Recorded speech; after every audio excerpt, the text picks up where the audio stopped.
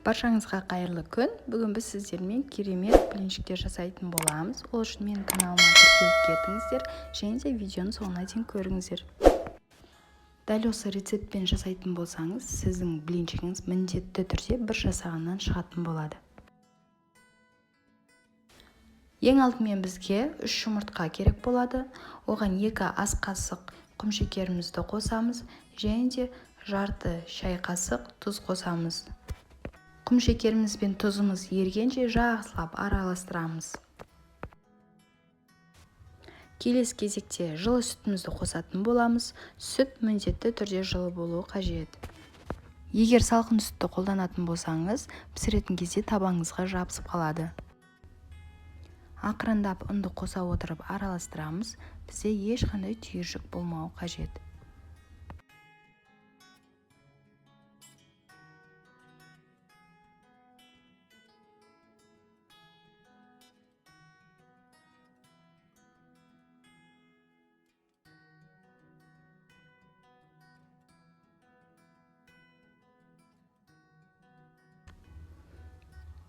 Ендігі кезекте 2 ас қасық сұйық майымызды қосып араластырамыз.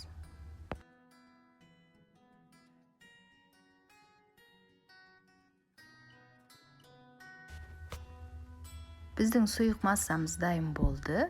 Бір келкі сұйық өте әдемі болып шықты. Енді осыны табамызға пісіретін боламыз. Табамызды алдын ала қыздырып алып, біртіндеп пісіреміз. Піскен блинчиктеріміздің арасына сары май жағып отырамыз, сонда біздің блинчигіміз өте жұмсақ болып шығады. Достар, егер сіздер блинчиктеріңіз тәтті болған қаласаңыздар, 2 ас қасық құмшекер саласыздар, ал егер де арасына салма салатын болсаңыздар, яғни ірімшік немесе фарш тағы да басқасын, ол кезде құмшекердің салмағын азайтасыздар.